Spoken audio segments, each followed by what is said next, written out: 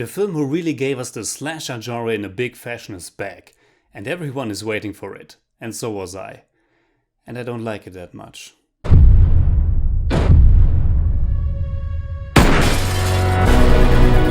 You don't believe in the boogeyman? He's here! Michael! You should.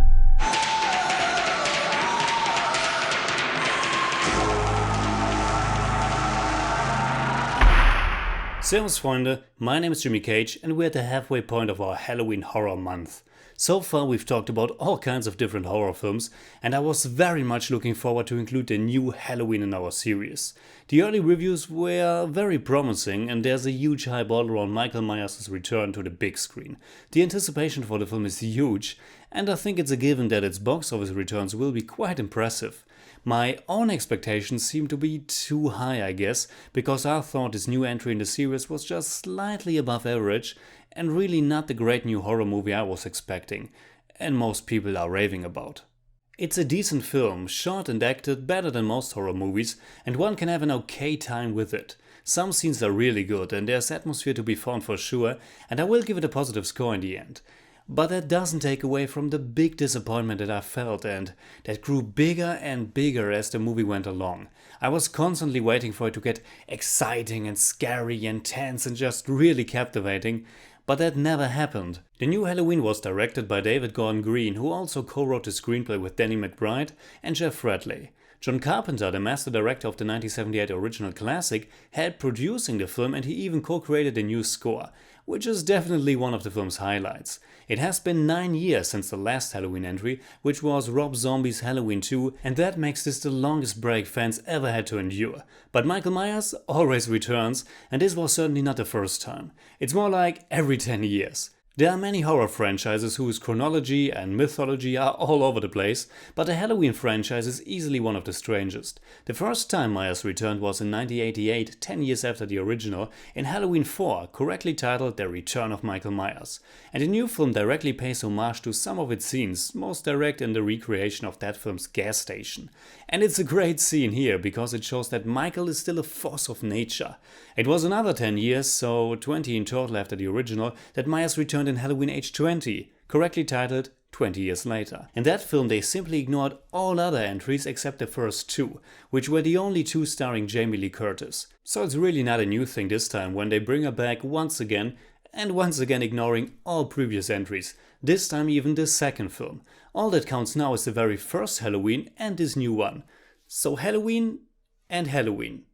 Which isn't a bad idea to begin with, but in light of the story they came up with was a big problem for me, but I will come to that. Roughly 10 years after Halloween Age 20, 9 years to be more precise, Myers returned once again in Rob Zombie's remake, simply titled Halloween. At this point there are so many different timelines in the franchise that it's hard to keep track. The first one was Halloween 1, 2, 4, 5 and 6, with Halloween 3 being a whole different thing by its own. With the release of Age 20, the seventh film in the franchise, you got a new timeline that ultimately consists of 1, 2, 7 and 8. Then there's the Rob Zombie timeline with his two movies, and now we get another one that only contains the first and the newest film, which is either the 9th or the 11th entry, depending if you include the remakes or not. But with that little Halloween history detour aside, which gets even weirder when you actually look at those movies' stories and mythologies, let's focus on the new film, which unfortunately isn't all that focused itself. There's a big number of different characters and while all of them seem to have potential, we simply didn't spend enough time with any one of them to really form a bond. Of course the most fleshed out is Laurie Strode, played by the great Jamie Lee Curtis, but you will be surprised how small her part actually is and how reactive her role in the story turns out to be. And a fundamental problem that I had with her story in general is how contrived and also unrealistic it appears in the world of the movie. Now that only the first and the new film are canon, Laurie Strode isn't any longer the younger sister of Michael. They even directly address this in the film. Which, if you're honest, makes her just some fairly random babysitter in the first film that was attacked by a disturbed spree killer, who's more like personified evil than an actual human being, The Shape. And for the first film that's totally fine and what Carpenter originally had in mind. But by skipping 40 years in which basically nothing Michael Myers related happened, and still relying on that supposedly special bond between Michael and Laurie. By doing so, it just felt weird and implausible to me. Of course, post-traumatic stress is real, and Age 20 already tried to tackle that topic a little bit, but now it's all that matters in Laurie's life, and I simply didn't buy that. They went with the Linda Hamilton Terminator 2 route by making her a badass gun-nut soldier who trained her daughter for the day Myers returns. But the difference is that the Terminator was a killing machine from the future and the threat was global and all too real. Myers, as much as he's the boogeyman himself, was a killer that also got caught in the end, 40 years ago. Long story short, I don't think it's all that fresh and interesting, and also flattering how Laurie's story and her role are handled. With Jamie Lee Curtis's performance, on the other hand, I don't have any gripes. She was always a good actress. From Myers' perspective, the whole angle of their special bond makes even less sense, I think, and the notion that she's special to him in any shape or form is rather far-fetched. Unfortunately, all the other characters weren't fleshed out enough to keep my interest.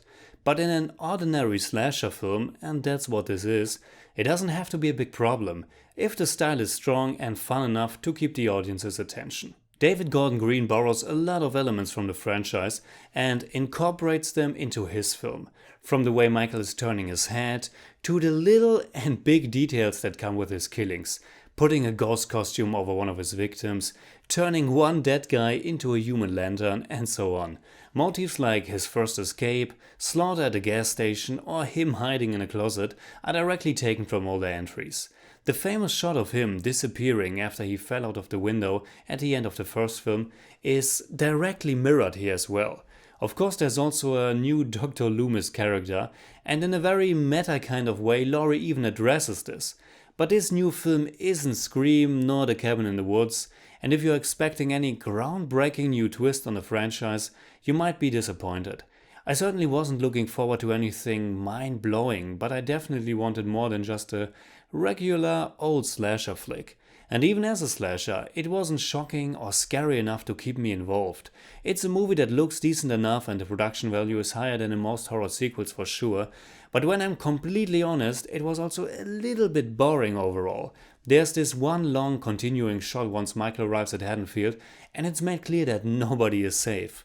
Parts of that scene are already in the trailer, and I've heard that it's a standout moment in the film. But I was expecting much more of it, something that kept on building tension and that's gruesome and punching me right in the stomach. But it wasn't. And once Michael was on the loose, the whole film was constantly moving on the same level, without ever getting all that exciting or inventive. The kills are okay, but absolutely nothing you've never seen before. It's good that Michael isn't turned into a joke, like he is in Halloween Resurrection for example, but he wasn't all that menacing for me either. Yes, he's this giant killing machine, but he's also a 70-year-old man, and simply nobody is smart enough to just shoot him in the face. The fact that I'm not an adolescent anymore and have seen all kinds of horror movies is certainly not helping either. And like I said, you can have a decent time with the film, but maybe the circumstance that it's not the 70s or 80s anymore is doing something to this kind of story as well. At one point, a character in the film even addresses that the event of the 1978 massacre isn't all that horrifying by today's standards. And this new Halloween didn't do a good job to update it to our modern times. I was just really frustrated by how it all turned out and I was so looking forward to this film. So in German I'd say, der neue Halloween taugt halbwegs als klassischer Slasher-Film, aber sowohl die Geschichte rund um Michael und Laurie als auch die durchwachsene, recht spannungsarme Inszenierung lassen diese Rückkehr direkt wieder alt aussehen. I give Halloween 6 out of 10. It's more like 5.8, but I don't do that.